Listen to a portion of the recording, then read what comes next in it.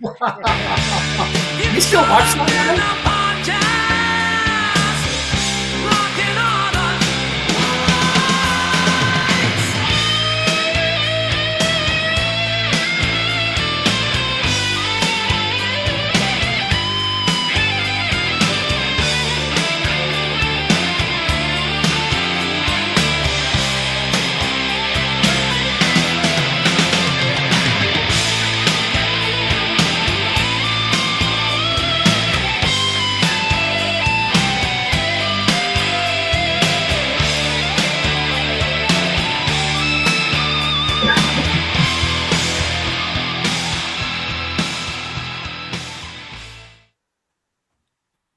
Hey everybody! It is Trivia Night live from Canada. American Trivia Night, episode That's funny. 166. We have our favorite Canuck friend. We're just having a friendly chat about Niagara. We also have John Cena, JC, with us. The esteemed Missourian. I love this John How are you Cena though. gentlemen doing? Love that. John Cena's perfect. Call me whatever you want, as you don't call me late for dinner. Right. Yeah. That's as old as it gets, right there. And yes, Was Babe Ruth ever late for dinner? oh no, we're locked. We're not locked. I thought we were frozen for a second there. No, I asked this. It was Babe Ruth ever late for dinner. That's Nortel Networks, Edward. Yeah, actually, Nortel would be better back in the day until they junked it up with this Chinese. Never mind, don't get me going. We'll be here all night just on that one. That should be a trivia Oh, are question. you guys stuck on Huawei? What's You that? guys have Huawei? Are we on the highway? Huawei, Chinese telecommunications equipment. No, we're not on TikTok, Edward. You can diss the Chinese. Oh, good. Yeah, no, we're not. We got rid of them. However, they wanted to. And then the Elon Musk thing with Starlink came and said, nope, we'll pay for Bell 3 times the price, because they're all making money off it. We pay the highest cell phone rates of anybody in the world because we have to pay the Americans first because people forget Alexander Graham Bell sold his patent rights to his father-in-law who lived in Massachusetts Bell, or Ma Bell, as we call it. And so we had to pay them first. Because Canadians weren't smart enough to take it the first time. So now we got to take it the second time around, twice as much money. Well, and it was just 4 copper lines, like in a cable Yeah, shift. yeah, because that was original telegraph. The telegraph system was exactly the system to begin with, where actually he used the telegraph lines for the first phone call from Brantford to Paris. So that's where we have ourselves right now. The rest is history. Yeah, and then all across North America, right? Bell South. California Bell. Bell Atlantic. Yeah. And then Bell changes their name every now and again to like Stentor Communications, and Stentor is owned by Bell. Stentor is a Greek name. It means voice of many. That's all it means. So Stentor and all these other names. Oh yeah, Southwestern Bell. Yeah. You know exactly what I'm talking about. So US West. Yeah. Yep. So that's what the game is. And I guess there's better tactics on Well, they're losing. They've been losing out in our part of America because copper lines have not been replaced, and as new neighborhoods have been put in, they don't even put in copper phone lines anymore. No, it's all fiber optics now. I believe it should be everywhere going in. Cellular. Like not everybody even has fiber optics in America. Is maybe the major cities and the like donut counties around those cities. I love that. But once you get into rural America, which is most of America, 80% of America is rural. Yeah. There's still some dial-up, but it's going to be old school satellite links. Yeah. Like DirecTV had one. There's 5 or 6 different brands before Starlink got into the business. Yeah. Thank goodness, by the way. And these people just didn't have phones unless they had a cellular phone, which was also coupled with internet satellite so that they could use it at their house. Yeah. I just read Angry Vulcan. It's broadband. It's true. Broadband. Don't even bring up that word, or some Democrat will appropriate $100 billion for broadband. No. And no one will ever know what happened to it. And Already, no one will get hooked. They already did, and they canceled the contract for what, a tenth of the price for Elon's Starlink just to cover America.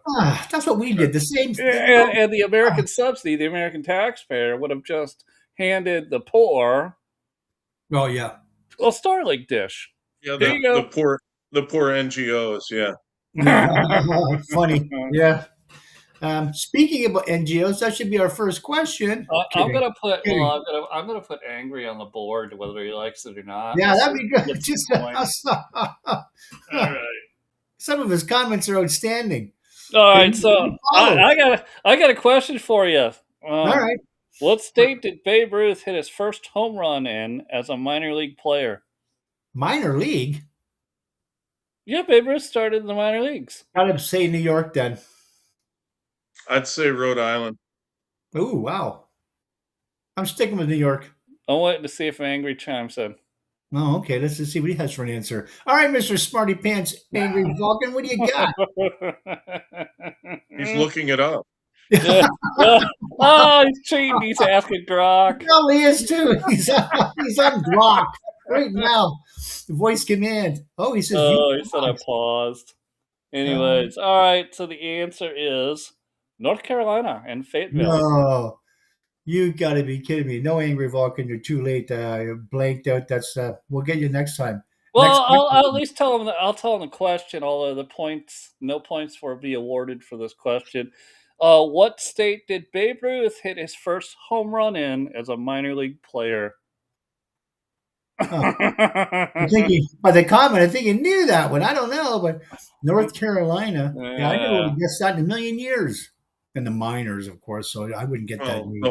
The whole idea behind Rhode Island is that the Red Sox have a long-standing relationship with the Pawtucket Red Sox. Oh. Rhode Island is always like a suburb of Boston. You know what I mean?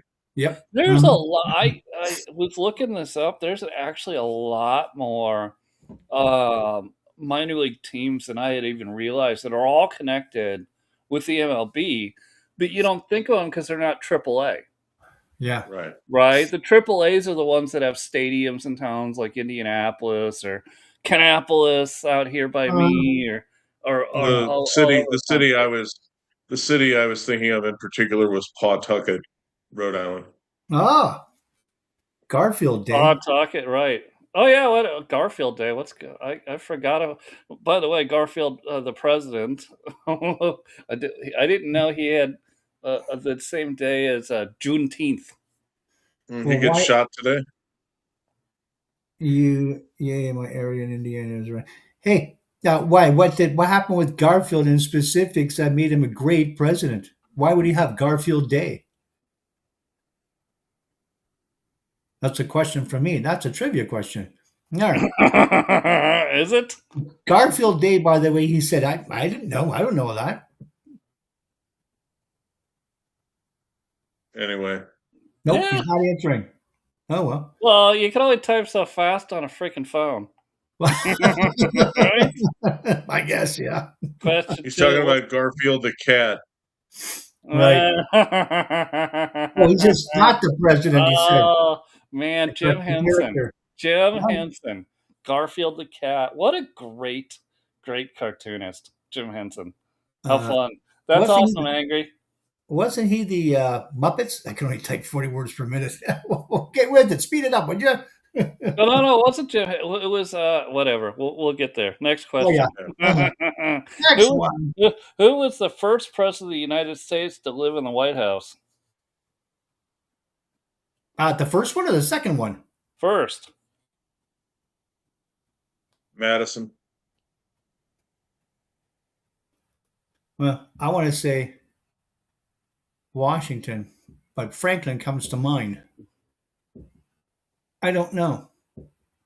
No points awarded to anybody. Angry said Lincoln. It's John Adams, the second president of the United States. The White House was not built yet during President Washington. Oh, that's right too, and definitely not with Washington. Definitely. And if you'll remember, George Washington, during his time in the Capitol, started in New York for 1 year, then moved to Philadelphia for the rest of the time until we had all of the land donated and built between Delaware and Virginia for Washington, D.C. It took that long. I did not know that. That was that Delaware or was that Maryland and Virginia? Maryland and Virginia. All right. Good one. Yes. Good catch. Angry Vulcan said Lincoln. I mean, Delaware doesn't have any land to give away. Small enough now, isn't it? It's not a big place. Outside of Biden's house, I don't know if there's much left. Yeah. Yeah. Oh my gosh. We're off to a roaring start. Okay. Typical Democrat. Oh my gosh. What year did the United States purchase the Louisiana Territory from them stinky French? 1803. I got to say later than that, but you're probably right in saying that, JC, from 1776, 20, 50. I'll say 1835. 1803. Ding, ding, ding, ding, ding. Oh, JC hit it. It's a point. Wow. Well, and if you remember, we talked about the Revolution quite a bit. Remember, the French, who were very helpful with financing and also providing weaponry, right? Cannons specifically and naval vessels, was quickly running out of money. And so when the Americans said, hey, do you want to sell that thing? They're like, no. And they're like, no. Do you want to sell that thing? They're like, yeah, please. Please. Yeah, they were already fighting the Spaniards over, remember, Florida at the time. Yep. And so they couldn't fight them. We had run them dry of all the resources the Americans had. Well, and also their own revolution didn't help them very much either. No. Not a lot of work got done except building of guillotines. Yeah, that's funny. That's a little bit before then. They were still a better country through the 1850s than they have been since post 1850. I mean, Bastiat wrote the law in the 50s. You also had Victor Hugo wrote Les Miserables right about then. Now they're a much better country. You know what? I think France was. Yeah, you shouldn't say that. Have you seen Les Mis? You're not far from New York. You could see Broadway. What's that? Have you seen Les Miserables? Yeah, no. I've had opportunity to do. It's really good. He's behind the information iron curtain. But he's right there. He could just come over to New York. Actually, they did have one going. I forget the theater downtown Toronto. I forget what it was called, but that ran for probably a year, maybe more. If it comes back off Broadway, it's worth it. It's absolutely worth it. It's a great show. It was a good show. Take your word for it. Yeah. Les Miserables. Angry till he gave up. Yeah. Next question. Which battle is considered the turning point of the Civil War? Gettysburg. Yeah, I got to say the same thing. Well, actually, North Carolina, wasn't that right on the beach, right on the beachhead there? What was that? Charleston. Gettysburg is thought to be that. Historically, I really think Vicksburg was more important, but that's Antietam, Bull Run, Vicksburg, Gettysburg are all in that group. The Gettysburg Address, is that why you're saying that, JC? No, it's because the South almost lost their entire army at Gettysburg. All right. I mean, Pickett's charge was really just Lee's largest strategic blunder. Apparently, that's how it goes down in history. My theory about it is they were under intense pressure from Great Britain to show a decisive victory on the field, and then Great Britain was going to join the South to overthrow the North. Oh, I didn't know that. Well, I think here's the other half of that coin. They did send their navy, and they found the Russian fleet parked off the coast of the United States, courtesy of the Tsar and Abraham Lincoln's tight relationship. That, gee, nobody talks about that in school, but I know they talk about it at the World Economic Forum. Yeah. I'll stick with your answer. I'll go with Gettysburg. I'll say it. All right. Well, I'll award 1 point to each. Incorrect. Russia was involved in the Civil War. They didn't participate much, but they were there, and they're like, "Man, Lincoln, we're right here, buddy. You need some help, bro?" And he's like, "Oh, man, Can you send me 1,000 or 100 more cannons?" Like, yeah, no problem. Yeah. Really? How about some of those really nice ships? We could use them over here. We could absolutely use them. Oh, and by the way, could you blockade the French for us? And they were like, "Yes, of course we can." Yes, we can do that. Can you? As long as you can we just send a ship over and you send us 1,000 slaughtered deer, and so our men on the ships can eat? Yeah, we'll blockade the French. Fuck yes, we will. Oh my gosh. Yes, we will. And John's right. John Cena is right. These are stories not talked about much. No. Because then how could we build up the necessary Russian hate to spend to waste $300 billion financing Democrat campaigns in Ukraine? Oh wow! Right? Yeah. Joe Biden had the laundry running full time. Yeah, he did. No doubt. All right.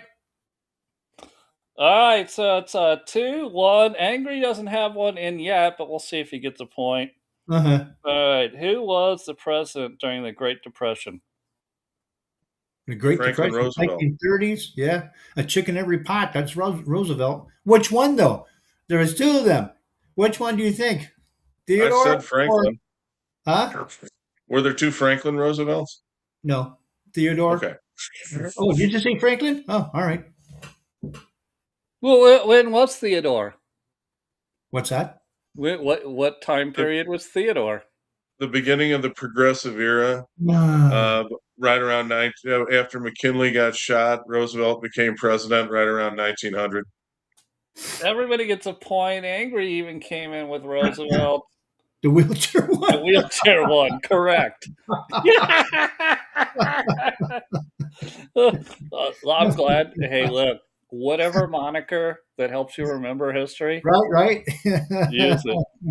Oh my gosh. All right. And is that the one where they show him in World War II, where he's the one who gets up out of the chair? They show in the movie, and he's like, and stands.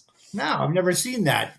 We don't get that stuff up here because the only thing we've seen close to that was the Republican convention when Madison Cawthorn stood up. I don't see any of that either. It was actually a very impressive presentation. Impressive. I can see why they hated him, especially when he started talking about their perversion. What was the movie? No, the movie was 1941. Yeah, and I'm pretty sure FDR. They show him getting up and standing. And I can stand. We can fight. Oh, good one. That's a great. That sounds like. I don't know if that's something that actually happened. It was a movie. As long as those young guys are the ones fighting and I'm the one standing, it'll work out. Yeah. All right. Okay. Next question. What is the name of the 1969 NASA mission that first landed humans on the moon? Apollo. You mean the name of the ship? Yes. Can't be Apollo because there was Apollo 13 was the last one where they did land. I think the mission was called something different.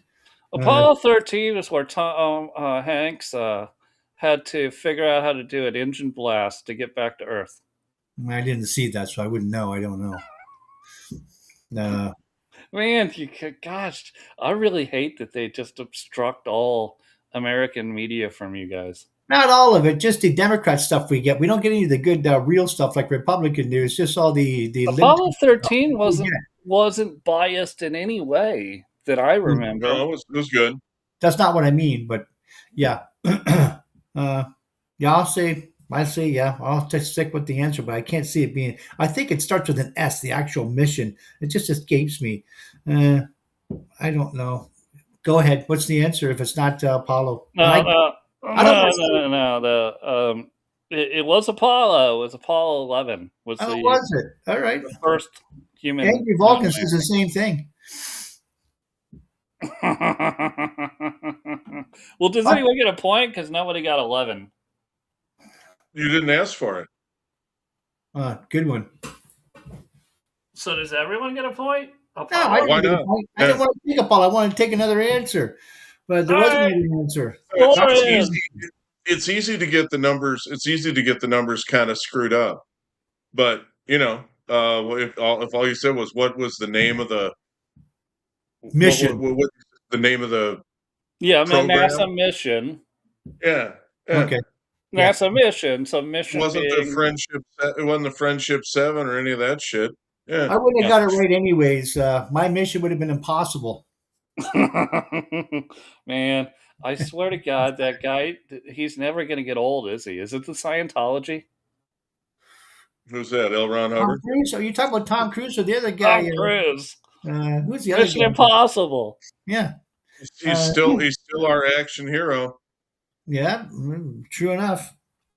That's because the millennials and Gen Z have no testosterone. Anyway. Well, and his plastic surgeon is better than the rest of the plastic surgeons from his. Yeah, I mean, and the lifts in his shoes are still going strong.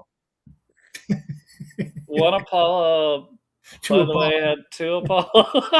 I don't know what. 1 Apollo, 2 Apollo.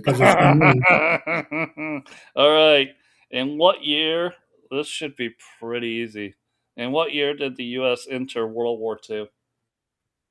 1940. Yeah. Or 41. It ended in 45, so maybe 42. Summer of 42 is a movie, and I don't remember having it. I'll say summer of 40. I'll say 42. 1942. What do you think?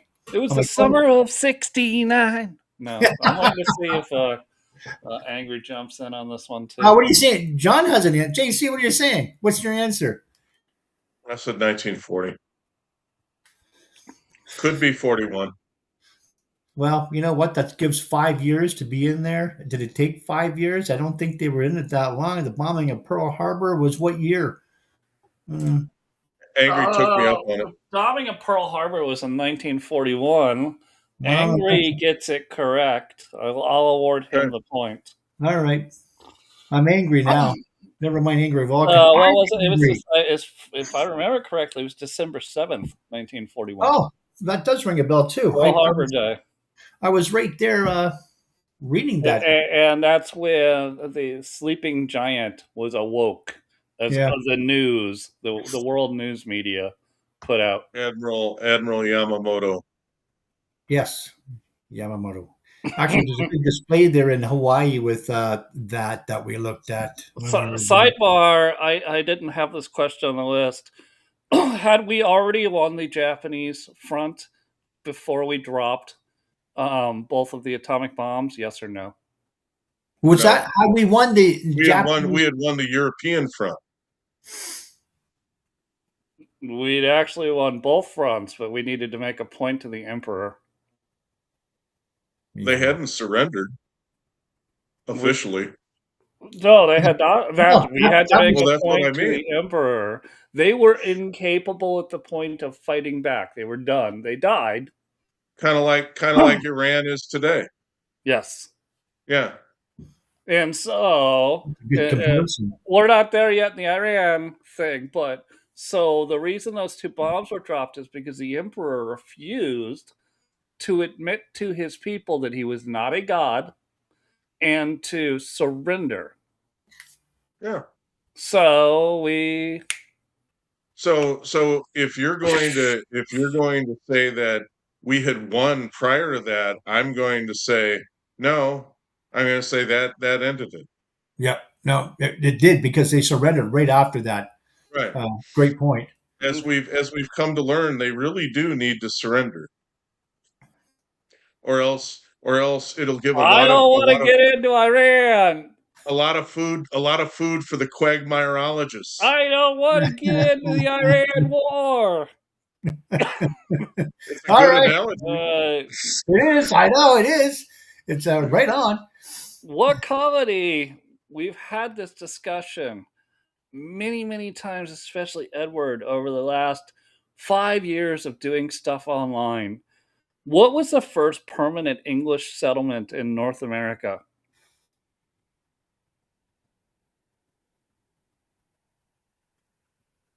Permanent English.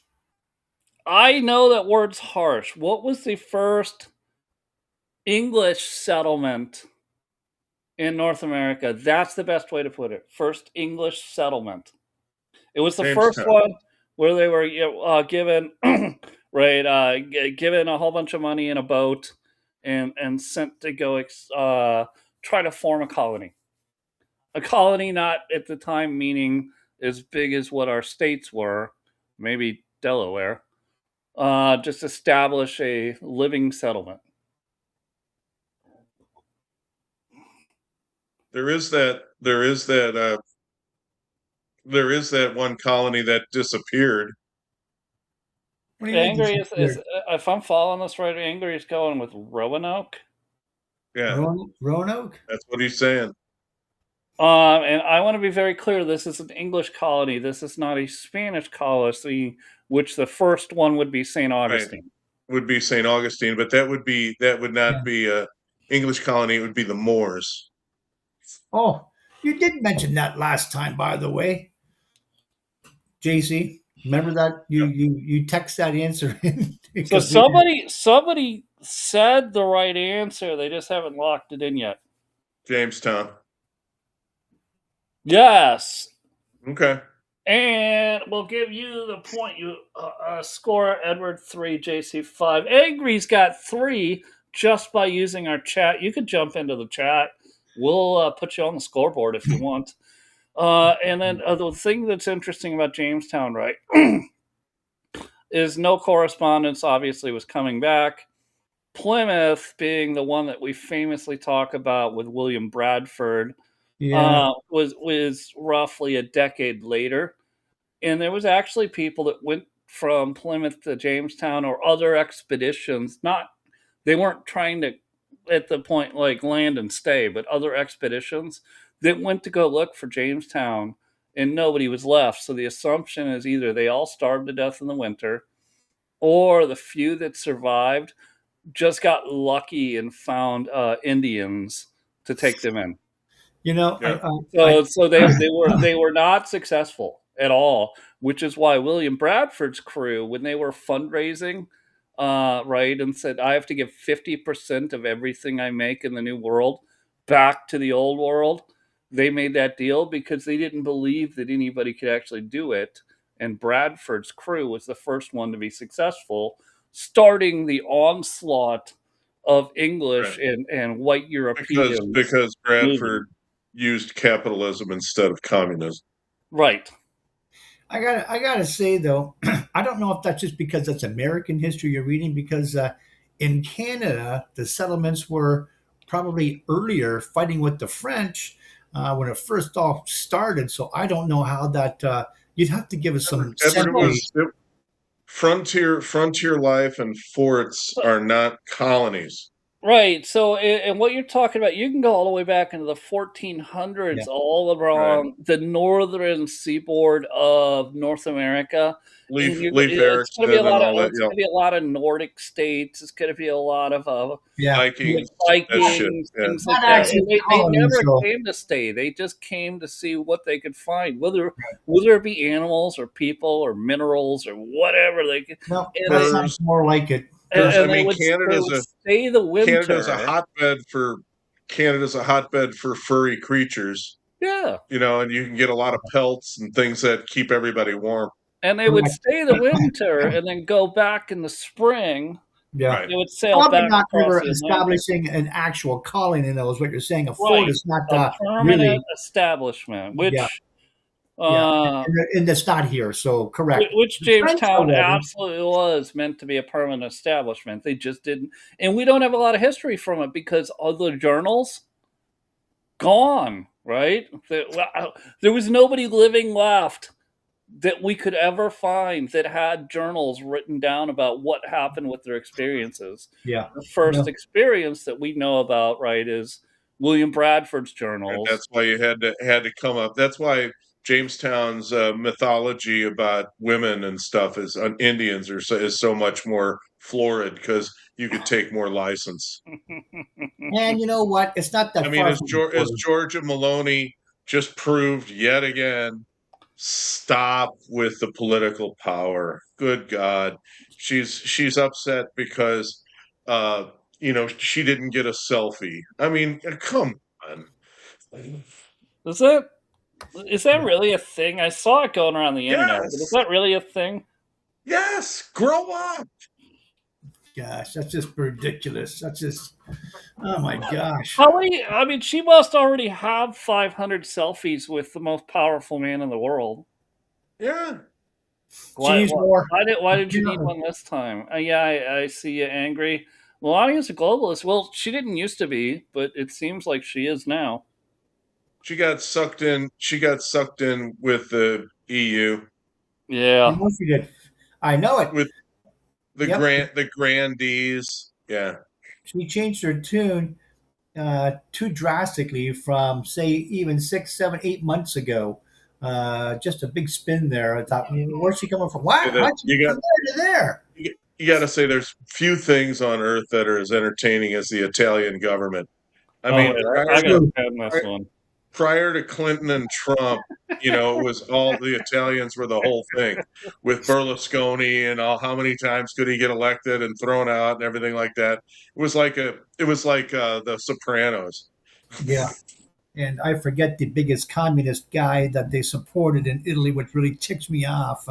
Can't remember his name off the top of my head for some reason. Every morning I'd wake up and go to school and I'd hear CBS radio getting all, palm sweats over Italian communists getting elected or whatever. Yeah. All right. I get the next question. We are score is 3, Edward. JC 5, Angry 3. Let me clear. Wait a minute. I had 5 last time. I got Jamestown. I got 6. 6. Yes. Yeah. You're trying to. Hey, listen. What the hell is this? Affirmative action? What? What's the name of the? All right. What? Calm down. It's a curve. No, we're just grading on the curve here. Calm down, Edward.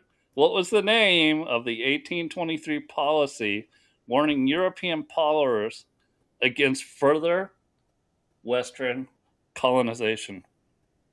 Say that question one more time.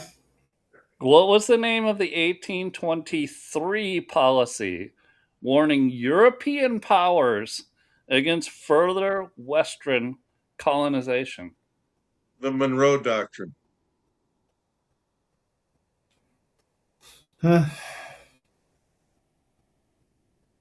Say it. I'm going to say it's right. JC's right. That's what I'm saying. I'm waiting on Angry to see if he gets in there. All 3, Monroe. Yes, correct. In 1823, why were we worried about the European expansion at the time? Because France just got bought out. We just went over that. No, that had nothing. It had nothing to do with France. It had everything to do with the Kingdom of England.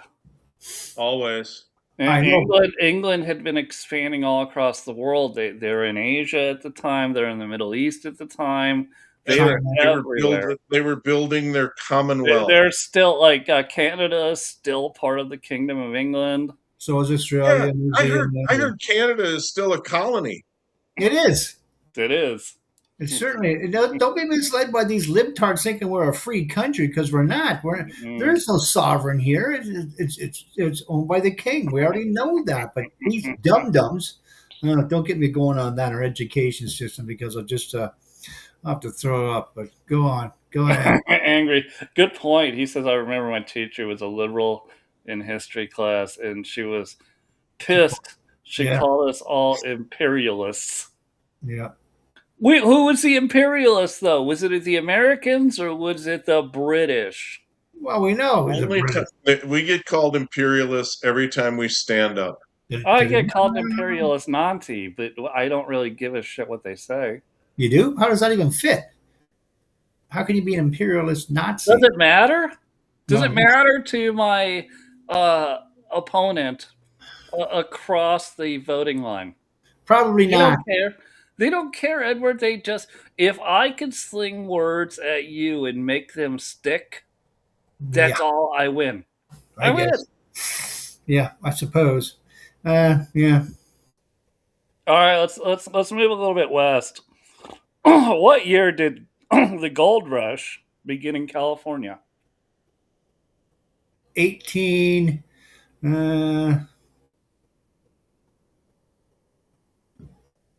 You got the first two numbers right.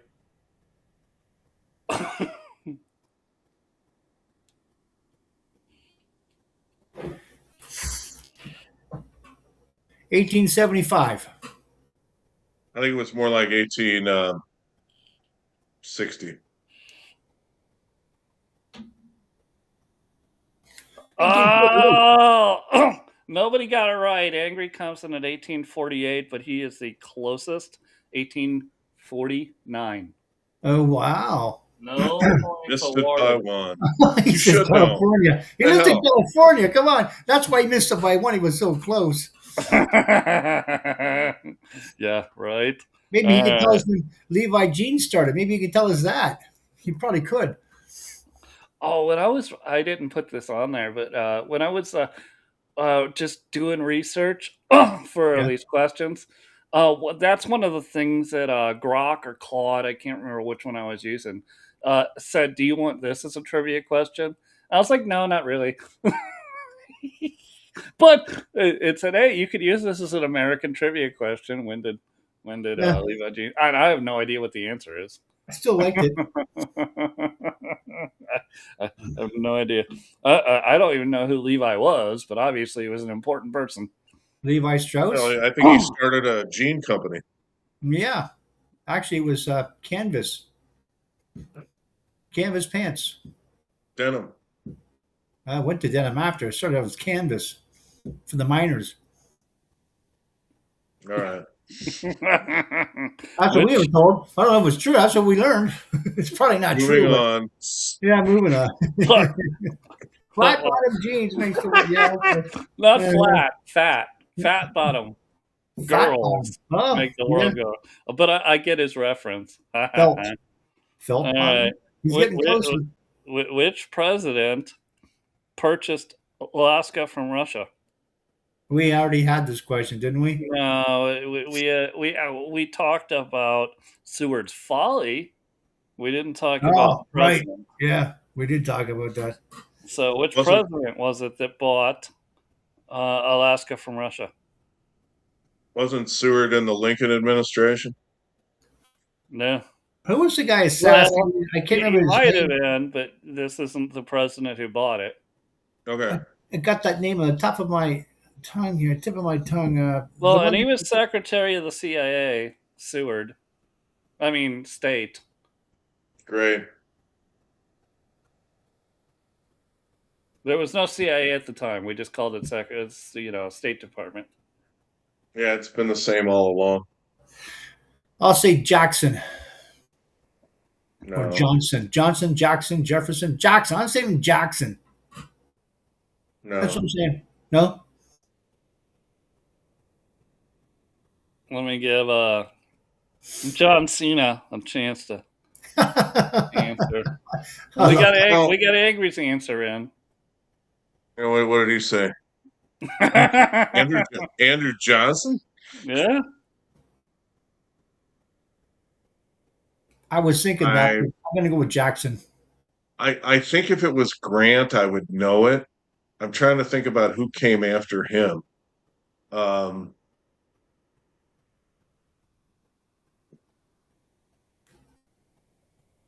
Rutherford B. Hayes. All right, so the answer is, and the point goes to Angry with Andrew Johnson. Secretary really? of State Seward negotiated it, but it was initiated by President Andrew Johnson, and the purchase was made. So Seward actually was in Lincoln's administration. Okay. It was, yeah, and he crossed over as the Secretary of the CIA. Okay. Same thing, Secretary of State. So when all you youngsters who watch this show tomorrow morning when you wake up and you're bored, you want to know what the CIA is? It's called the State Department. Why do we have it split into two things? We don't. We have it split into 8 different intelligence entities. Actually, Bulldog Bill Pulte is now coordinating intelligence for 18 different. That's right. Now we got 18. All right, next question. Everybody. What 1898 war resulted in the U.S. acquiring Philippines, Puerto Rico, and Guam? In 1898. 1898.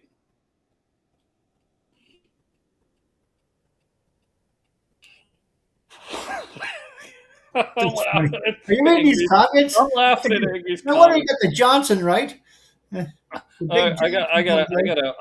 If you guys can look on the main viewer, I just pinned Angry's. Yeah, you do.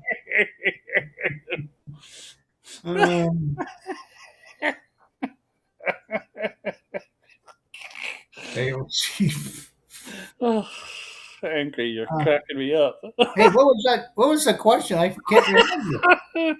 All right, question: What 1898 war I don't resulted in the U.S. acquiring the Philippines, Puerto Rico? Man, that was a mistake. And Guam.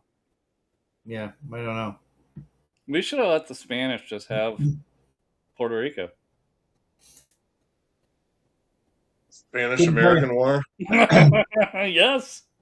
Oh, okay. Did I give it away? No, not really. I was thinking about the common thread, and it was language, and that's when it popped into my head that was it. It was last gasp for the galleons. Is that the actual answer though? Yeah, Spanish-American War, 1898. Yeah, they haven't been a serious nation since they lost that one. Right. Really? So the Spanish, as they were going against the Monroe Doctrine, were still trying to colonize all of the island chains along the East Coast, which is where you get into Guam, Puerto Rico, and they get their. And for what it's worth, it makes me jubilant that we're now going to focus in our own hemisphere again. Well, in 1898, even the Philippines were not in our hemisphere, and we were still like, "Fuck you, it's ours." The Spanish had it. So we get it. That's how it works. That's part of the peace deal. Yeah, it sounds good to me. I seem to remember something about Greenland.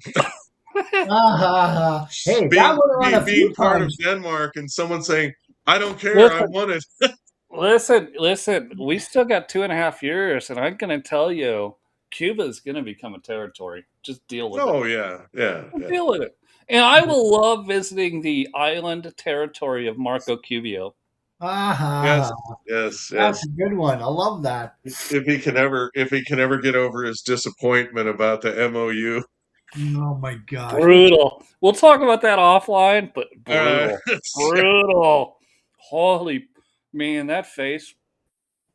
Oh. and Pistol Pete, and in fact, Anger, I'm thinking, we got a new penis guy. All right, question 13. What 1930s New Deal program created jobs through public works like dams and roads? Welfare. That was the welfare system. What program created jobs through public works like roads and dams. Welfare is where you don't work. It was that chicken in every pot speech that he gave that created the. Yeah, you're correct. Chicken in every pot is the speech he gave when he came out with the New Deal. The New Deal. Right. That's it. That's the one. Well, but hold on. Think about this was no different than shovel-ready jobs from Obama. These were construction projects funded by the U.S. government, but there's actually 3 different things that you could say that would be correct, but they were government-funded programs to provide shovel-ready jobs, as Obama would say. But this was back in 1930s, the New Deal. But the New Deal itself is not the answer. You need to name the program. Now he says that's too broad. He says name any one of the 3 programs. There was 3 in it. I hate that whole thing so much that I haven't committed it to memory. I just wish it never happened. That's all. Same here, up here. All right, so I don't. Yeah, I get it. I don't remember. Nobody's got this. All right, so there was 3 different distinct things: the Work Progress Administration. That was my next answer. The Civil Conservative Corps, right, which is roads. And then here's the kicker, and everybody in Appalachia will go, I fucking want to kill that guy. The Tennessee Valley Authority. Thank you. You should at least get a half a point for that. Half point, yeah. Okay. Half a point for that one, because I never would have got that anyways. Never. all he had to say was Appalachia. Okay, here we go. Okay, now I'm tuning in. And they still can't end that shit. All right. Dude, John Rich, have you seen his account lately? John Rich of Big and Rich? He is doing everything he can. And I guess he just got appointed as a special liaison to Trump. Yeah. To the Tennessee Valley Authority. To go tell the Tennessee Valley Authority, you need to check yourself. We understand that you control the power, but we could also bring in mini nukes and just start selling it to people without you confiscating mass swaths of land from people. It's like this. Yeah. I mean, I think of the Tennessee Valley Authority, and I get misty about the Strategic Helium Reserve. Anyway. Right? Jesus. What an awful empire they have, government empire they have built. I love to check yourself. But now, and since they weren't successful at raising taxes to cover all this shit, all they did was form these illegal things that they can appropriate all this money to, and then they'll do it. The NGO, that's what the game is. Yeah.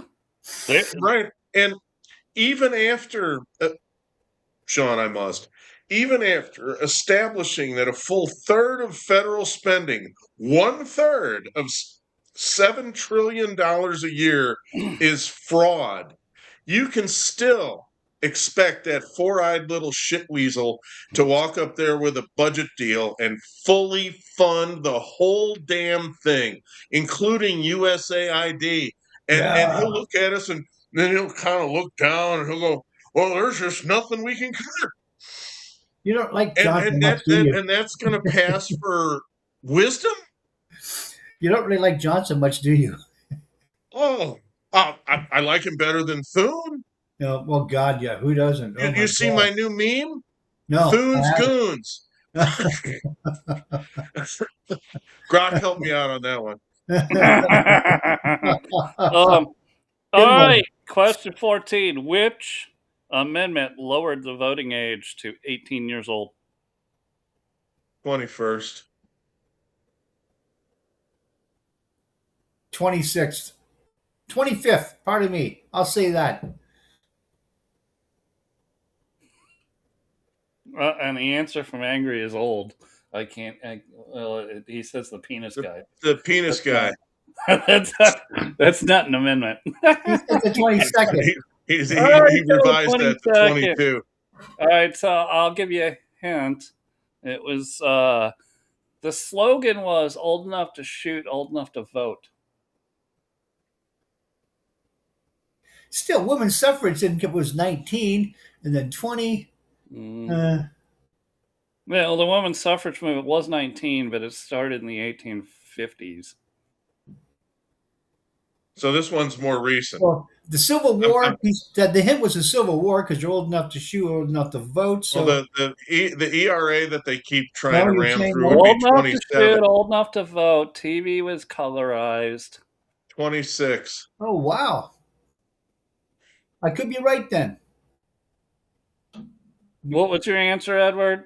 My first was 26, and I said 25. There's only 27 anyways, isn't there? All right, so I got two correct answers at 26th Amendment. Angry at 69th Amendment should get a just smiley face for fun. He got fired up when you said shoot. That's why he started thinking 69. That's a half point for that one, if you ask me. We'll give him a half point just for a comedic value. No, I agree. Apparently, we have Edward 5, JC 9.5, Angry 5.5 because he was funny. I'm taking it. No, it's who was the commander of the Union Army during the Civil War? Grant. No, I'm sorry. George Washington. No, sorry. No, it was Grant, right? I mean, it had to be. It wasn't Colonel Custer. Civil War was Lincoln, and Grant was the supreme commander. I mean, he eventually inherited that. There were others. There was McClellan and Meade and all that, but it eventually became Grant. That's for the South you're talking about, or the North? What's your Union? answer? I said Union. Union. That's the North. That's up by you guys. They're the guys you should have joined. Yeah, no kidding. That would have been the time right there. All right, work this out amongst the three of you. Yeah, no, that would. I think it's Grant. Yeah, why don't we all three say Grant and get a point? All right. If you think it's Grant, I'm gonna have to say yeah. I think it's Grant. For a minute, when I heard him say civil, I thought, okay. Well, with Lincoln. No. That means revolutionary, right? I was going to say Washington, and then it's like, no.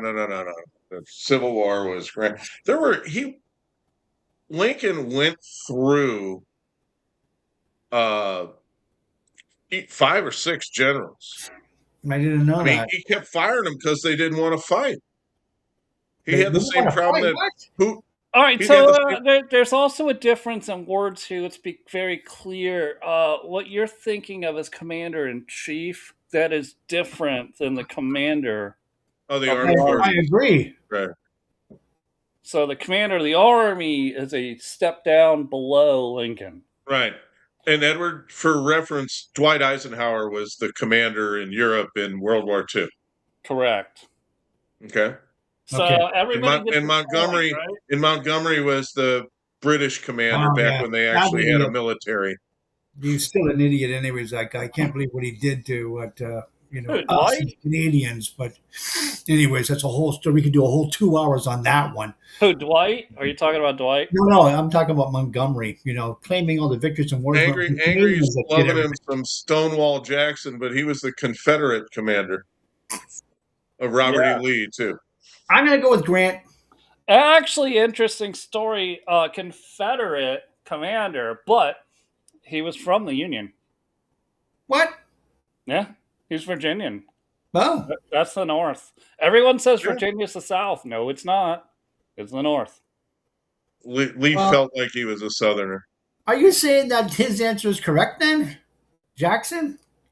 No, I'm not saying his answer is correct. I'm just adding some history. Yeah. Stonewall Jackson. That little flavor you don't get in school in Canada, Edward. That's all this is. Stonewall Jackson was a Northerner who was charged with commanding the Confederate Army, and he took up the thing. And there's rumors that he actually didn't really care one way or the other, but he was called to duty, so he did his duty. and he actually married a Southern woman in North Carolina, not too far down the road from my house. And I've sent you guys pictures of that location. No kidding. Yes. At my last humble abode, I had Grant's St. Louis County residence within walking distance of my house, right by Grant's farm. Do you have any pictures of any of the property that might still be left? Love to see that. Yeah, that'd be cool to. Just send in our group. Right on. All right, so scores racking Circle this for that one. We still got questions. What was the bloodiest single day in American military history? I got to say it was Juno. No, not Juno Beach, but Omaha Beach, World War II. Just a guess, because there could be other wars I'm unaware of in America, but I'm going to say that single one, Omaha Beach. On a single day, you said, right? In one day. What was the bloodiest single day in American military history? Yeah, I'm going to stick with that. Given the technology and the increased lethality of weapons, that makes sense. It took a week in the Civil War to do the same kind of damage that they did in one day there. Well, Angry comes in with the winning answer, the Battle of Antietam. So in 1862, combined total loss in that one Civil War battle was 22,700 casualties killed overnight. How many did we lose at Omaha Beach? Do you know? I can ask. I've never heard of Antietam. No, Antietam. Famous battle. Don't know it. Where was it? Antietam. Antietam's in Maryland, I think. Huh? Or Virginia. All around D.C. Oh. So he stopped the Civil War then. Edward, the American Civil War said goodbye to 775,000 Americans. So on D-Day, there was approximately 2,000 Americans killed, wounded, or went missing in Omaha Beach, whereas at Antietam, we're looking at 22,700. So 10 times. 10 times the amount. So, yeah, wow. I'm just curious, what was I know Pickett's charge cost him 12,000, right? So that's going to be wounded and missing, not dead. Oh, okay. Okay. Right. You're talking about shovel ready. Okay. Yeah. Shovel ready. Well, we're gonna put stones over you. Yes, Angry Vulcan, you did pay attention to history class. Good for you. It doesn't beat the answer of Mr. Penis Guy. That was the highlight of the evening for me. That's where all these half points are coming from. He should win. Half points every time. Good for you. Well, no, he was the only point scorer on this. Oh, he got points there. Good for him. All right. So, which president created the national park system with Yellowstone in 1872? Well, we just have to know the president in that year. That's all. Yeah. Okay. Good luck. Who was the president in 1872?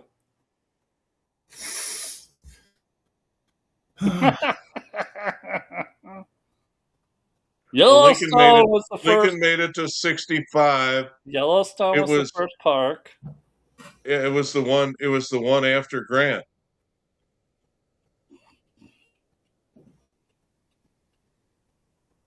Sean,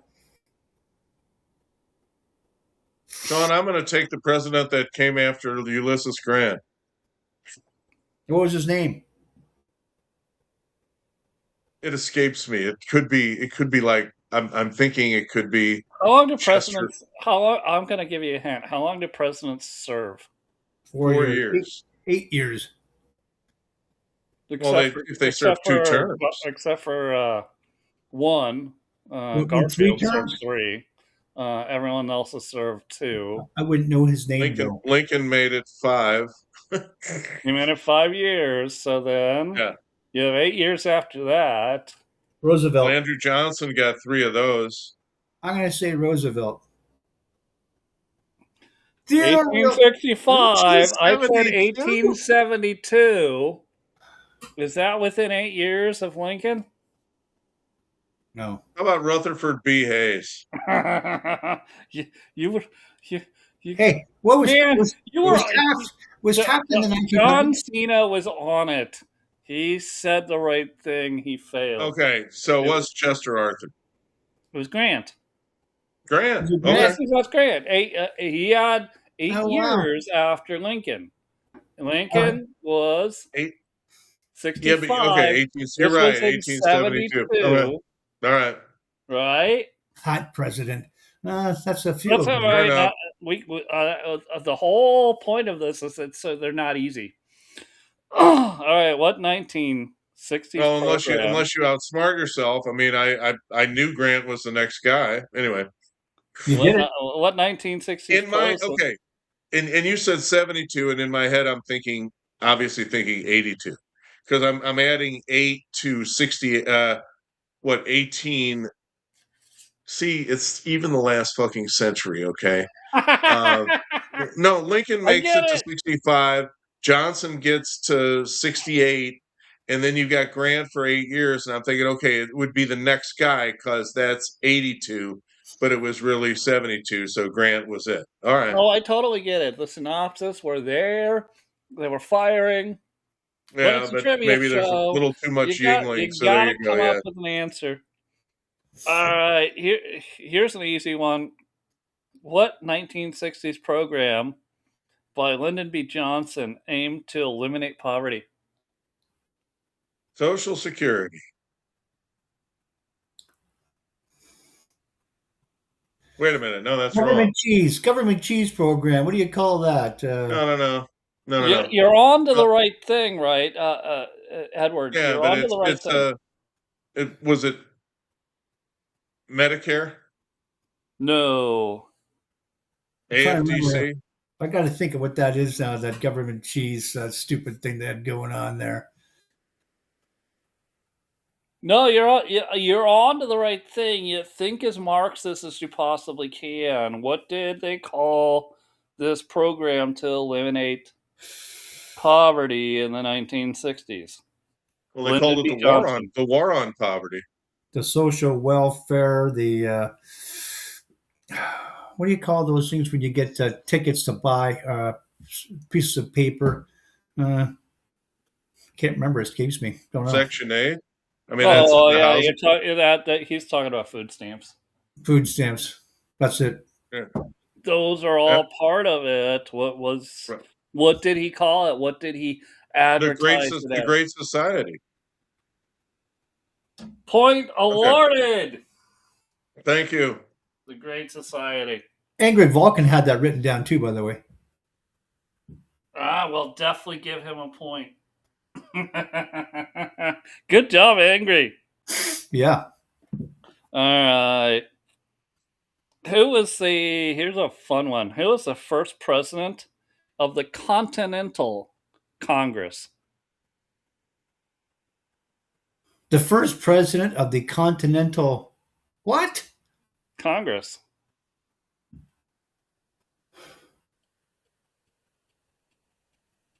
You didn't answer my question before. What was Taft known for in the early 1900s? John Hancock. Put your John Henry or John Hancock here, huh? Jefferson's incorrect too, Angry.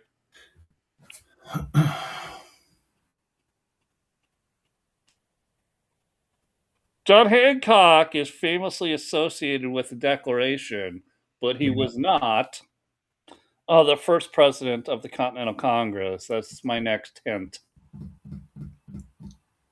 Oh, that helps a lot. It was not George Washington. That's my no. I know that. That would be too easy.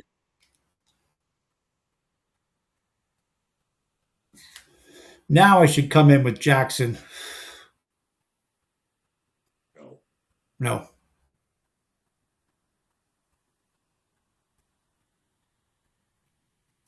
I see synapses firing. We'll give it just a few more.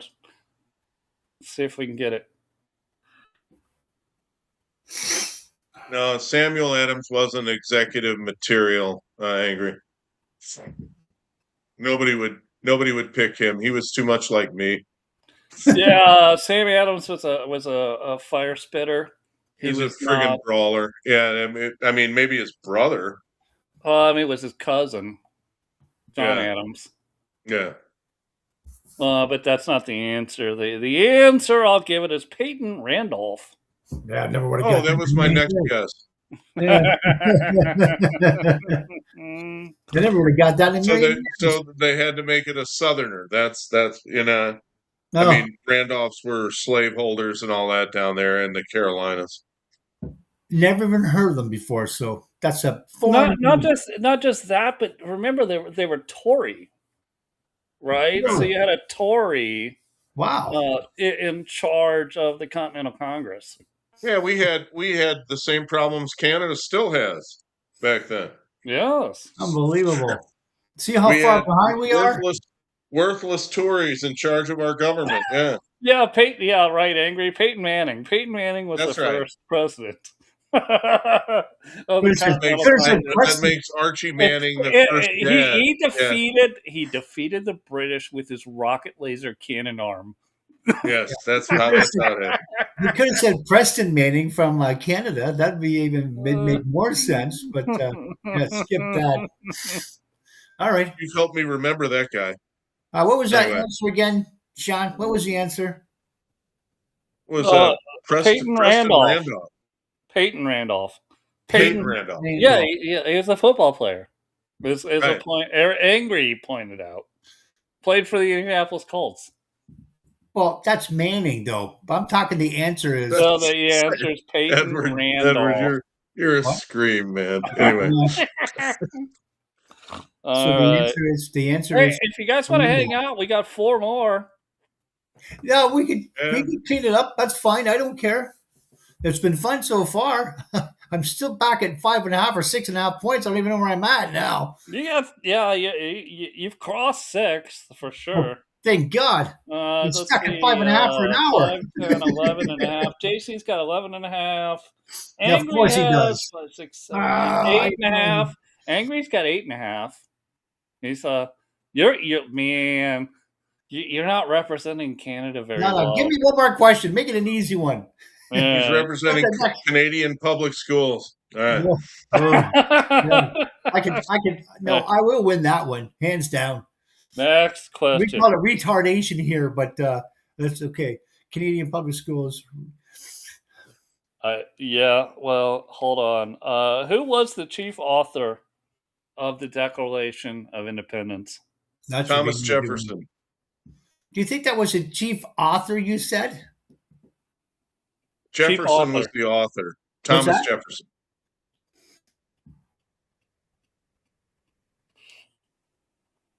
Well, we'll give Angry a second to see if he wants to pipe in. He says Jefferson. I got to go with the Samuel Adams on this one, or the John Hancock famous segment. A well-known writer. Okay, Edward, there you go. I'm going to say it. I mean, he was a beer brewer. Anyway, he needed to be. Kidding. Not going to say Samuel Adams. I'm going to say that. All right, so the answer actually is Thomas Jefferson. We got 2 points awarded, 1 each to JC, 1 to Angry.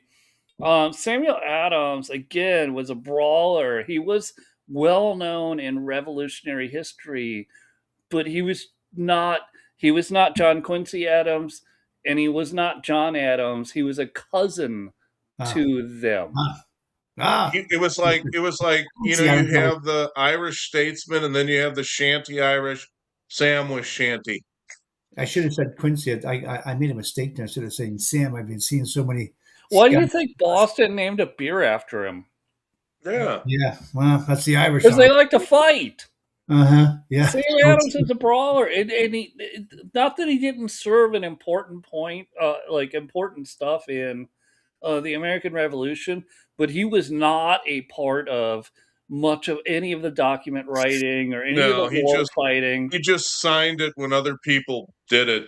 And then he fought like a and he got drunk as shit and fought people outside a tavern. He fought like a cruiserweight every night. Yeah, that's exactly what he did. What? Say what you want. He still stood up against the British, so good for him. I don't give a shit what you say there. He didn't care who he fought. It didn't matter.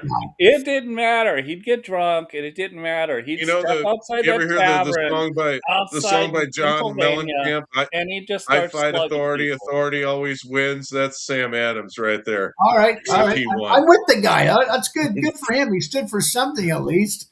Yeah, you know somebody like him. Anyway, former roommate. Angry. All right. Question 21. Which president is on the $5 bill? Abraham Lincoln. Which president? Not the $5 Canadian bill, you retard.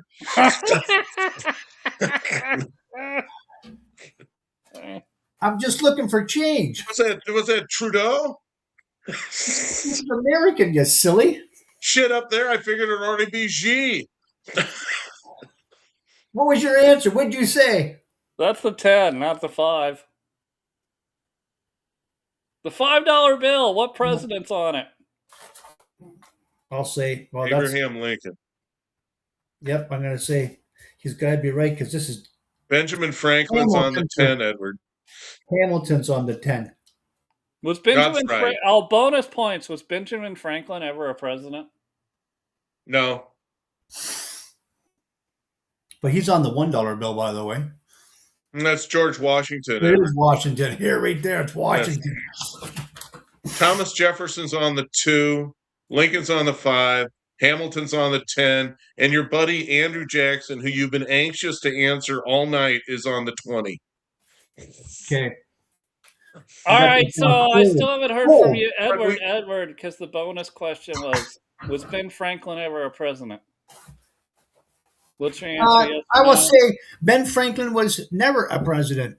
All right. Everybody gets a point. Good job, Edward. Angry. Good job. I still like Ben Franklin, though, for the electricity. How could you not? And that was Thomas Edison. No, Ben Franklin with the kite and the string. That was Benjamin Franklin. Edison was a light bulb. Edison was the light bulb. Edison with DC current electricity. Franklin was the discoverer, supposedly, of electricity. And cutting out the legs of a chair, making a crib with the rounded one, the rocking and the potbelly stove and all that. He did a lot of things. Yeah, I like the guy, and he was also he was at the age that I am now, where he looked at work and said, "Shit, how can this be easier?" And then he'd invent something. He's really smart. I love the guy. Brilliant guy, and he was a great advisor to the 20-something-year-olds that were trying to form a revolution against the crazy MFs. That's right. Yeah. In the movie The Sons of Liberty, he appears and he's talking to Sam Adams, and I'm sure this is not how the conversation went. But he's talking to Sam Adams and John Adams, and I think it was maybe Thomas Jefferson went with him too, to meet with Franklin, and they were explaining what they wanted. He says, "I've been over there." He says, "You're never going to get that from them." He says, "What you're talking about is a whole new fucking country." And Sam Adams says, "Well, that's what we want." And Franklin says, "So do I." Love that. Love that. Oh my God. All right, we got 3 more. Who was president during the Cuban Missile Crisis? John F. Kennedy. That was an easy one. And did he screw it up? He hasn't answered yet. Oh, wait. I'm asking a secondary question with no points. Did he screw up the Cuban Missile Crisis? He got it. We had to take our missiles out of Turkey, so I don't know if that means he screwed up or not. I mean, there's always a Middle Eastern angle to all this shit because that's where all the oil is. Which is weird because we have all the fucking oil. Whatever. Next question. What are we doing over there, Sean? Go ahead. All right. Who wrote the influence? Listen, I will totally do a podcast with you on Iran. Maybe Monday, just me and you. We can rip it up, but not tonight's night. It's trivia night, right? Okay, who wrote question? Who wrote the influential pamphlet "Common Sense"? Thomas Paine. That helped. That was my answer. For help rally support for independence. I'm going to say Thomas Paine too, the poet and also statesman. He was also a drunk. He was a lot like Sam Adams, but he could write. Was he really? No one ever told us that. All right, I didn't know that. Edward, if you wanna really get educated on this shit that we're talking about, get out of Canada. Get on Glenn. No, you can. But you need to get on Glenn Beck's website. I always watch Glenn Beck. Not his news podcast. Right, his history show. History, where he talks about young Washington. He will give you all this background. These are the most fascinating hours of radio I've ever heard in my life, and I'm 64, and I lay there in bed at night, and when one of those pops on. It can be 2:30. I can be bone tired, and I'm like, shit. And then what? Now it's going to be 3:45, and I'm still going to be here listening, and I'm going to be more awake than I was. Wow. Yeah, you know what? That's where you get to learn about Thomas Paine and Washington, and you get the real story. All right. I do like Glenn Beck. Just how he puts things. And words things I find it is fascinating, just like you said, just riveting. I love the guy, and that's where he's not the only one. There's a lot of good people who do this as audio podcast content or video. My favorite's gone already, but hear me out because this is stuff that isn't even taught in America. Like George Washington, everybody says. Today they'll come at you and go, "Well, he was a slave owner." Well, no, he actually wasn't until he married up.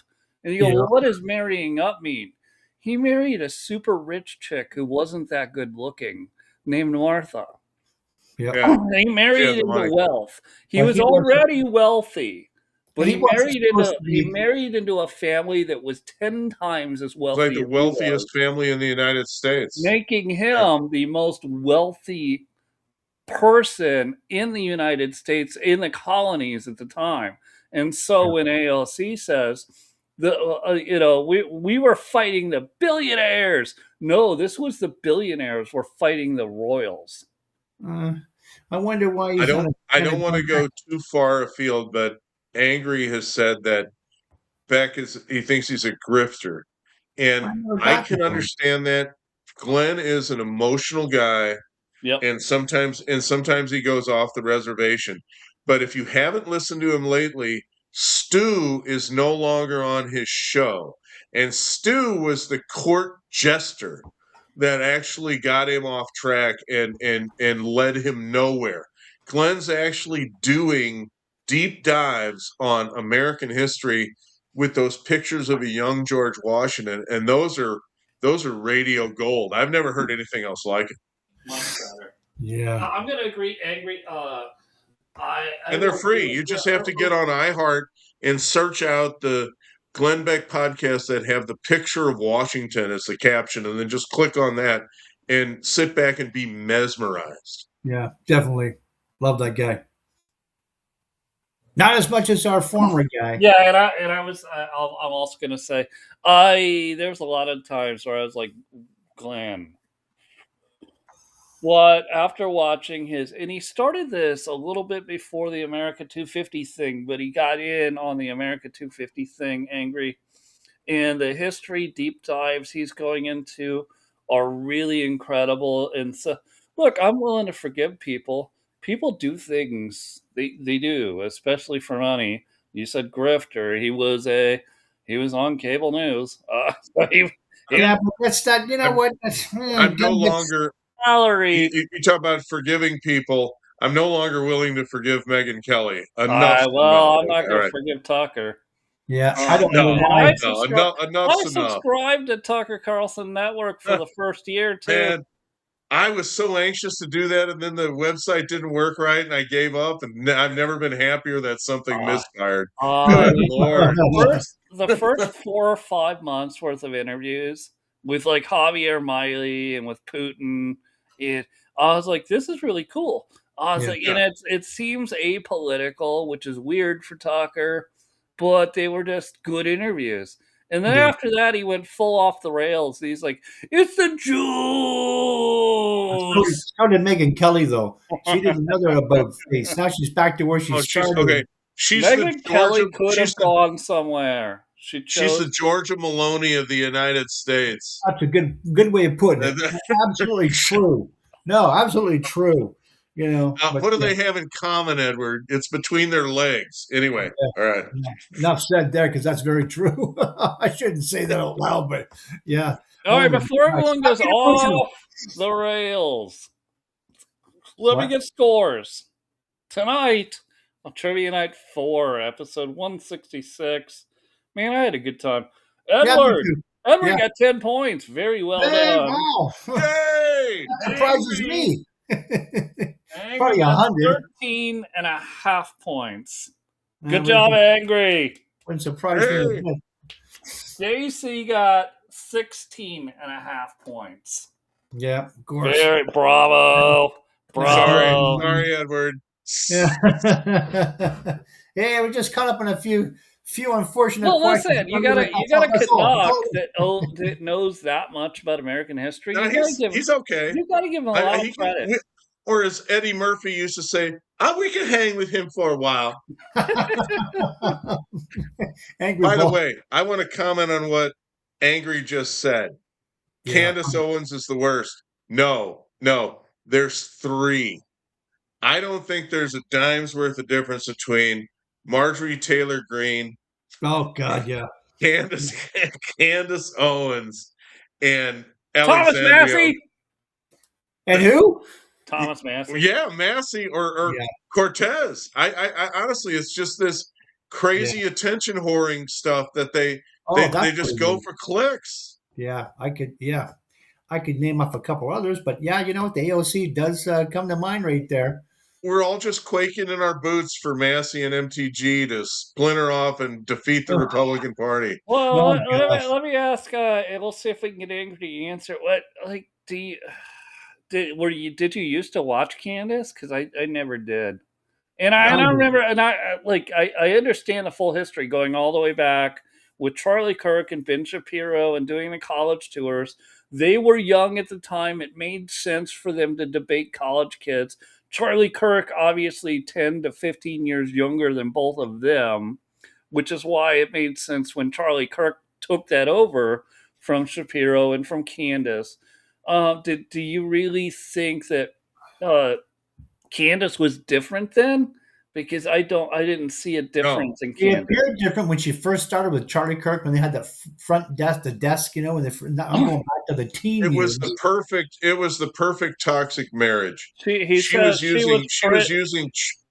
was using Charlie and his organizational skills, and he was using her because the media is obsessed with Black women that can say a sentence.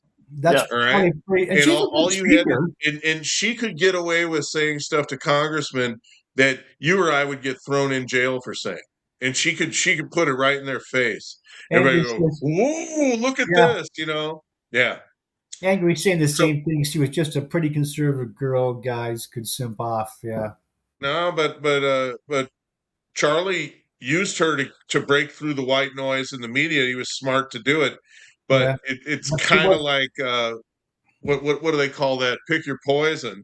Because once he met his wife, then he had an ex.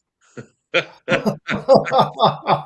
mean, he met Erica the same year Candace left Turning Point. You think there wasn't bad blood? That's where all this shit comes from. Well, I know it. We all know it. Hold on. Whether anything nefarious was actually happening or not, and I'm going to go with not because it's Charlie. Yeah, true. There is totally I just think she was sweet on him. That's all. Hold on. Hear me out. There is totally a real thing that happens called a work wife or a work husband. Yeah. Uh-huh. And it may not be anything nefarious, but you see them. You see those two always connected at work and going to meetings and going to they're just always glued together. Yeah. Uh-huh. And then there was another. Uh-huh. Yeah. And then yeah, but I still gotta give it to her. She still has talent and no, she's articulate and she has brain power. She's just like Georgia Maloney. She's erratic and frivolous. Too much emotion. Like, we get rid of the feelings and just stick with the facts. I'm with you on that. Edward, facts matter not when it comes to clicks. Right. You're asking a turtle to fly by asking Candace Owens to get over her feelings, okay? Edward, look at some of the spaces that we've been in over the last 4 or 5 years, right? Yeah. And what are they trying to do? They're trying to generate clicks, right? Yeah. Engagement. They're trying to get monetized. Yeah. You're looking at this at mass scale with Tucker and Candace. There's others, but especially Candace. And if she could enrage people that maybe they don't follow the news as well as we do, they're not as plugged in as we are, which is totally normal. I would say 80 to 90% of the planet doesn't follow news and history and all of that the way we do. So if she just says something and it clicks, they go, oh, well, that kind of makes sense. And they're like, they get outraged. So they comment. Yeah. And now she's like making, and she doesn't need TPUSA money. She's just making money from YouTube. Lots and lots of money. Yeah, but Edward, I mean, look at someone who seemed as sensible as Insurrection Barbie in a complete meltdown on Twitter. I mean, the whole Jay thing just undoes these people. They can't. I was liking her. Go back last year or 2 years ago. I was liking her. Yeah. No, I mean, I've got nothing to do with these people. Listen. I'm gonna out myself here. I'm the main Fuhrer. Yes, you've commented. You told us that. I think it was last. It's a great account. It's actually a great account. Hey, he's generating some buzz, man. And he's got his. You run into just think of the flexibility, Edward. You run into one of these rockheads. You say, "Have you ever thought about Maine? We could really use you up there in the campaign." Yeah, true enough. Yeah. Gentlemen, someone of your skills, I haven't seen anyone like you since Herr Goebbels. Goebbels. Don't even know what that is. You don't know who Herr Goebbels? Okay, Sean, kick him off this podcast. No, I don't. Eric Goebbels? All right, let me at least end the stream and just go back into the green room, everybody. Hey, Angry, I'll get with you. If you want to move to the south, I think you should move to the south. It's going to be a good time. Just DM me. But let me close this out. Everybody, Trivia Night, episode 166, Trivia Friday.